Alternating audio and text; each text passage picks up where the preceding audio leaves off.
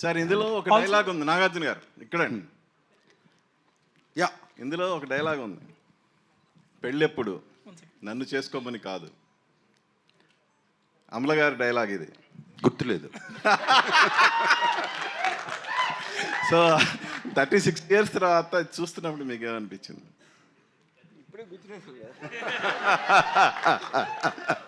No very very nostalgic. సినిమా చూసినగానే అమల ఊళ్ళో లేదు. She was actually out of the country. I simply put a message, could take my eyes off you. And అలాగే sir మొన్న Bigg Boss లో మీ ఇద్దరు కలిసి డాన్స్ చేశారు కదా, Bigg Boss. Yes yes yes. Ya, so మళ్ళా ఆ సినిమా తాలూకు ఏమన్నా మెమరీస్? అంటే నన్ను రాము అప్పుడు యాక్చువల్ ఒరిజినల్ ఫిలింలో డాన్స్ చేయనివ్వలేదు, ఇలానే డాన్స్ చేద్దామని. సో ఆ పాటకి డాన్స్ చేశాను. Fantastic memories. సినిమా చూస్తున్నంతసేపు not just let's not just talk about both Amala and myself, but memories of Keyes high school, memories of so many. It was just good times. every second, every hour, every day of Shiva shooting gani, our conversations gani, it was just fantastic. And I don't live in memories generally, but ee cinema చూస్తున్నప్పుడు అన్నీ గుర్తుకొచ్చేసాయి. And boxing scene వచ్చి you told used AI completely for the audio registration, at least parts of it. So technical గా వాడుతున్నారు AI ని. So how do you see AI developing into creative thing also in future? I mean, it's going to have a massive impact beyond anyone's imagination in every which way, both in audio and video. That's what my thing. Yeah. Nagarjuna గారు 36 years back ఈ cinema చూసిన వెంటనే నాగేశ్వరరావు గారు ఏమన్నారు? Father Nageswararao గారు ఏమన్నారు cinema చూడగానే first? నాన్నగారు సినిమా చూసినగానే కన్నా the next day, not the next day, ఒక 2 రోజుల తర్వాత నేను ఐ మీన్ ఎంత క్లియర్గా నాకు అప్పటికి still lot of talk was coming. Comedy లేదు, ఇది లేదు, అది లేదు సినిమాలో, ఎంటర్టైన్మెంటు ఆడవాళ్ళకి నచ్చదు, రకరకాలు టాక్స్ వస్తూనే ఉన్నాయి సినిమా బాగున్నా. సో ఆ టైంలో నాకు, మీకు పంజాగుట్ట తర్వాత దాటిన తర్వాత గ్రేవ్ యార్డ్ ఉంటుంది చూడండి, అక్కడ ఉందండి.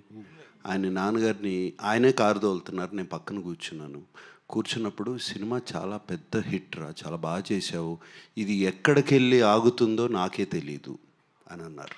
It's wonder. సార్ ఆర్జీవి గారు ఇప్పుడు సినిమా తీస్తే, ఇప్పుడు మళ్ళీ శివ తీస్తే ఎవరిని పెట్టి తీస్తాం? Shiva is made for only one and only Nagarjuna. ఇప్పుడు ఎన్ని అంటే ఇప్పుడు కాదు, ఇంకో 36 years అయినా ఇంకెవరన్నా నేను కాకుండా ఎవరన్నా చేసినా కూడా ఐ కాంట్ ఇమాజిన్. అంటే సీక్వెల్ తీస్తే ఎవరిని తీస్తారు? నాగ చైతన్య ఉన్నాడు, అఖిల్ ఉన్నాడు. నో, నాకు ఓన్లీ నాగార్జున. అంటే అప్పుడు శివ చూస్తుంటే సినిమాలో దరిదాపు హీరో. సార్ నన్ను చూడండి సార్, మళ్ళీ మీరే చేస్తారా? శివ సినిమా చూస్తుంటే శివ సినిమాలో దాదాపు హీరో అని ఆ ఫ్రెండ్స్ కానీ 100 టీలు తాగిపించుంటారు. టీ 1/2 టీ చెప్పని. ఇప్పుడు చూసి చెప్తే వాట్కా ఓ పెగ్ బట్టరా, ఓ పెగ్ వాట్కా చెప్తారా?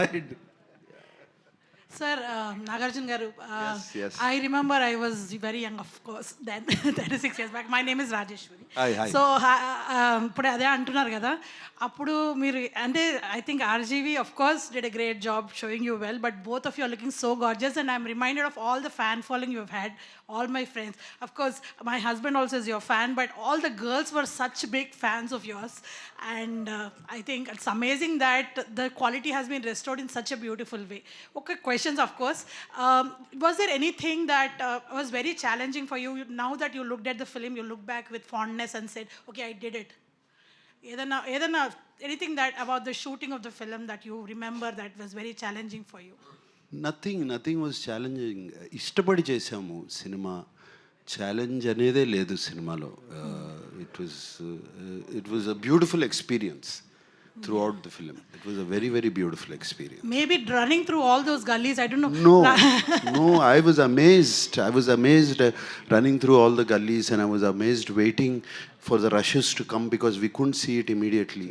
And I was amazed at the steady cam guy following me. వాడు ఎప్పుడు పడిపోతాడా కింద అని ఒక భయం. ఆ స్టడీ క్యాంప్ ఫెలో 5-6 సార్లు అన్న కింద పడి ఉంటాడు పరిగెత్తా.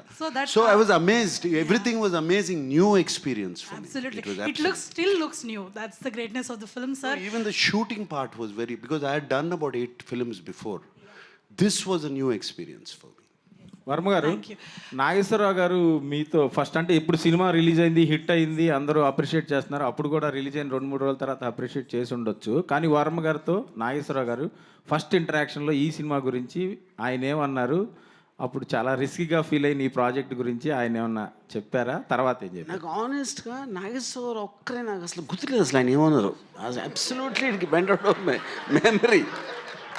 ఆయనకి నచ్చిందా అంటే అప్పుడు నాగేశ్వరరావు గారు more or less he was leaving it to Venkat గారికి, సురేంద్రకి, నాగార్జునకి. So he was not really operatively so involved, at least నా పర్స్పెక్ట్లో. వాళ్ళ ఇంట్లో ఉన్న మాట ఏమో నాకు అంత తెలీదు, you know. So I just don't remember him saying anything, at least I don't know for what reason. Nagarjuna గారు నాన్నగారు ఏమన్నారు అప్పుడు ఈ సినిమా చూసాక చేస్తున్నానని తెలిసినప్పుడు? చేస్తున్నానని తెలిసినప్పుడు ఐ వాజ్ వెరీ హ్యాపీ. ఆయన బెస్ట్ ఫ్రెండ్ కొడుకు అబ్బాయి రామ్ గోపాల్ వర్మ, సౌండ్ రాజు గారు మా ఇంట్లో మా స్టూడియోలో పనిచేసేవారు అక్కడ. ఆయన బెస్ట్ ఫ్రెండ్ అబ్బాయి. వాళ్ళిద్దరూ రోజుకు ఒక 4 అవర్స్ అన్న కూర్చునేవారు ఎవ్రీ డే ఒక చెట్టు కింద. సో ఆయన he was very happy. Nagarjuna గారు, మీకు చాలా ఇష్టమైన బిరుదు నేను ఒకటి ఇచ్చాను మీకు, సెల్యులాయిడ్ సైంటిస్ట్ అని. నేను ఇచ్చింది it is who coin I coin that one. ఆ సైంటిస్ట్ కనుక్కున్నటువంటి ఒక ఇన్వెస్టిగేషను మిస్టర్ రామ్ గోపాల్ వర్మ. మీకు ఈయన వరుసగా అందరినీ పడగొట్టుకుంటూ వచ్చాడు, అందరినీ బుట్టలో వేసుకుంటూ వచ్చారు.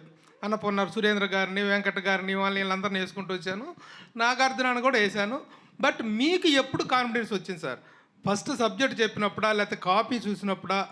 మీ కాన్ఫిడెన్స్ లెవెల్స్ పెరుగుతాయి కదా as it goes on, the shooting is going on. When you really got confidence that you are going to hit అనేటువంటిది?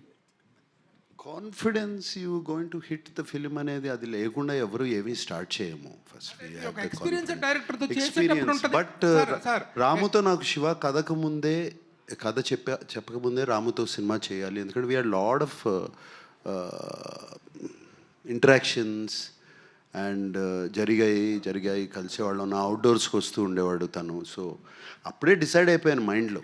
It was just a matter of fact కథ తీసుకురావటం. కథ తీసుకొచ్చినగానే I like the story, I like the sensibilities and it was very simple. తర్వాత decision తీసుకోవటానికి ఒకసారి decision తీసుకున్న తర్వాత standing by also was simple for me. నేను ఒకసారి డెసిషన్ తీసుకుంటే ఐ డోంట్ బ్యాక్అవుట్. వర్మ గారు, 35 ఇయర్స్ బ్యాక్ ఈ సినిమా డెబ్యూ డైరెక్టర్గా చేశారు. ఆ తర్వాత టెక్నికల్గా ఎంతో అప్డేట్ అయ్యారు, మీరు నేర్చుకున్నారు, ఇప్పుడు అప్డేట్ అయ్యాం టెక్నికల్గా.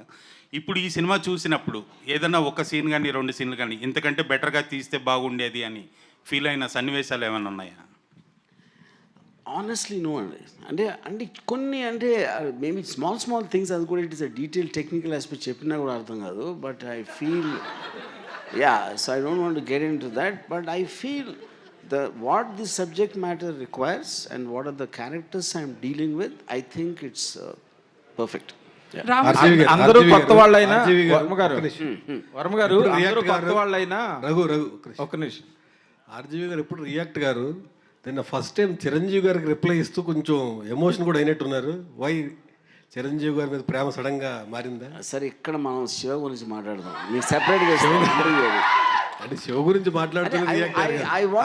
ఆయనకి ఆ క్వశ్చన్స్ అడగకపోతే ఆయనకి నిద్ర పట్టదు.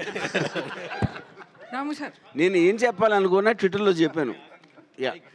రాము సార్ రాము గారు, హలో, ఇక్కడ హలో సార్, ఇందాక చేజింగ్ సీన్స్ గురించి మాట్లాడారు కదా.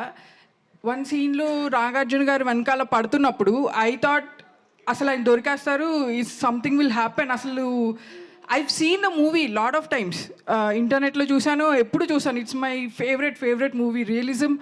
రియలిజం పుట్టింది తెలుగులో శివ అని అనుకుంటాను నేను. అలా ఉన్నప్పుడు I thought something will happen to the baby or to him. కానీ వెళ్ళిపోయినప్పుడు ఐ థాట్ ఓకే, ఇలా బస్ ఎక్కి వెళ్ళిపోయినప్పుడు so that was his escape. Next immediate సీన్లో సుధాకర్ గారు వెనకాల పడతారు. అది ఎంత రియలిస్టిక్ ఉందంటే ఐ థాట్ ఆయనకి బస్ దొరికితే హీల్ బతికిపోతాడు కదా, మోటార్ వెహికల్ ఏదో ఒకటి దొరికితే బతికిపోతాడు కదా అని ఫీల్ అయ్యాను. Like I was really involve in to that scene. కాదు అలాంటి ఒక పొదలు ఫారెస్ట్ లాంటి ఏరియాలో bus exactly but I was praying that దొరికితే బతికిపోతాడు కదా అని. సూపర్ అంటే అంత ఇన్వాల్వ్ చేసింది.